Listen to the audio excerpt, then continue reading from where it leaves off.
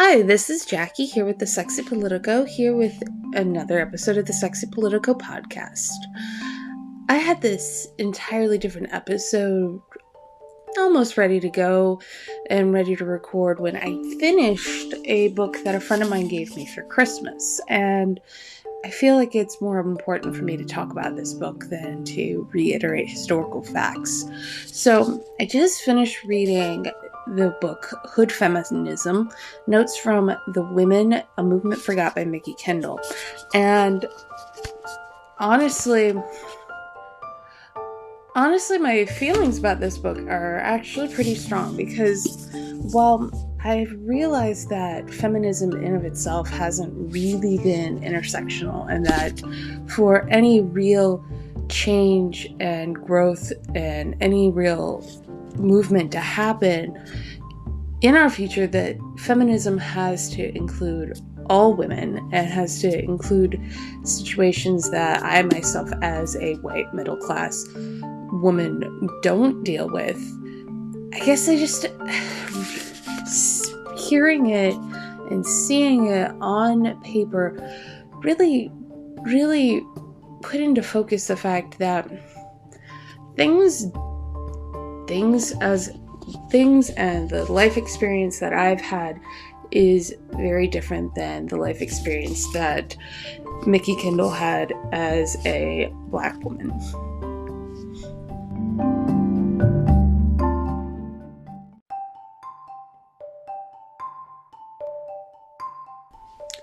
So this book isn't actually extremely long. It's a well-written and very concise book. It feels as though I don't know who Mikki Kendall is, but it just by the way she's speaking in her book, it seems like she's been around for a pretty long time, and I will be doing more research about her and things and other things that she's done. But this book talks about how white middle class feminism has never really wanted to help marginalized people, Black, Indigenous, trans folks, because it takes away the white privilege that white women have. And white people don't really realize that they have privilege all the time.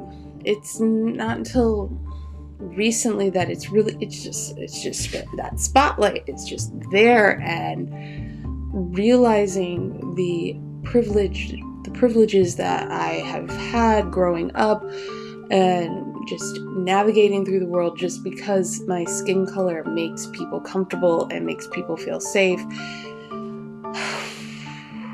It's been an interesting journey over the last couple of years realizing this. So Hood Feminism is split up into multiple chapters. Solidarity is still for white women, gun violence, hunger, fast-tailed girls, and freedom. Now, the chapters on hunger and fast-tailed girls and freedom especially, the fact is that you hear things about welfare reform, and you hear things about, you don't think of hunger as a feminist issue. You don't think of the fact that Black and brown bodies are sexualized at a younger age. You don't always think of those as feminist issues. You just think of those as issues of economics or issues of biology. But in reality, why the hell are we sexualizing teenage girls just for reasons that make no sense? We should not be sexualizing 12 and 13-year-old girls. Ever. Doesn't matter when puberty started. We as an adult should never be sexualizing 12 and 13-year-old girls. Period. And we should not be limiting their choices. We should not be limiting what we think that they can do just because the puberty gods were good or bad to them, depending on your point of view.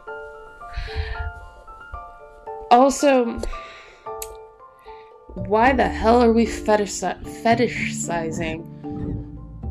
people of different races? another person's skin color, another person's heritage, another person's cultural whatevers is not something for people to get sexually aroused by. It is their culture. And my cat is also not a reason for me to turn off my podcast when I am in the midst of ranting.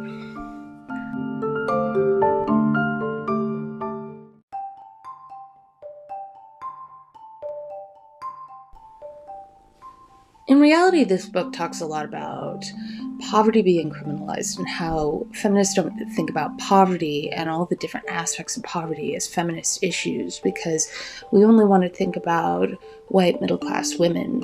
White middle-class women don't need to deal with food stamps. White middle-class women aren't dealing with hungry kids or kids who are taking free lunches and all of the social stigma, when a lot of women in the hood wouldn't even think about considering themselves feminists. They're just trying to survive. And that's what feminism really isn't taken into consideration. It's taking into consideration things that would be great and wonderful and grandiose, but we know that we could go back to our husbands or families that would take care of us. Well, what Kendall is arguing is that there's nobody to take care of Black and brown women, marginalized women. They have to take care of themselves. But these issues of violence, of hunger, homelessness, poverty, these should be taken up as feminist issues in the same vein that we take up reproductive rights and we take up healthcare and we take up women in legislative and judicial and executive power. Because in reality, you can't have a Black woman as vice president if she didn't grow up with enough money to be fed, be clothed, and feel safe, sane, and comfortable in her life.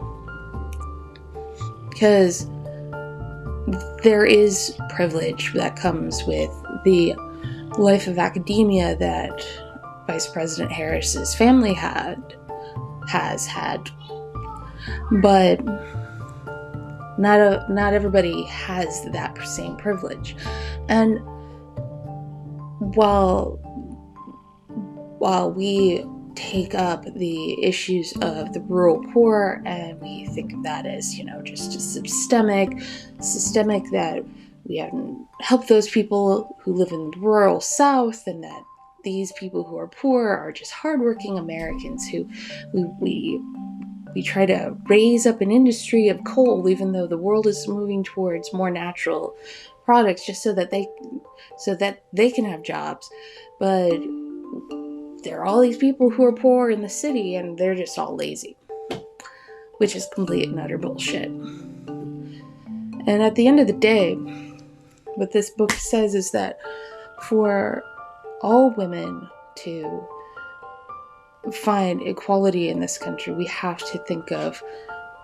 to lay down our privilege as middle-class white women, and we have to fight for things as keeping free lunches and SNAP and welfare and helping people survive and helping people feel safe and not moving into the middle of urban centers and raising up the rents so that people can't stay where they've grown up their whole lives. So, in other words, this book is, while a quick read, an interesting one, and I highly recommend reading Hood Feminism by Mikki Kendall. And I found reading it and listening to it at the same time just this way of just enveloping the information in my head. So that is this week's Sexy Politico podcast. I know it's way short, but I just had to share my feelings about this book with y'all. And next week we'll be talking about more historical issues of Black women who have found themselves as in cabinet level positions, because Vice President Harris is not the first woman ever in the executive branch. So thank you for listening to the Sexy Political podcast. I hope that you enjoy what you listen to. Please give us a rating of 5 stars, and also check out our social media and Patreon. Thanks for listening. Stay safe, stay sane, stay sexy. Bye.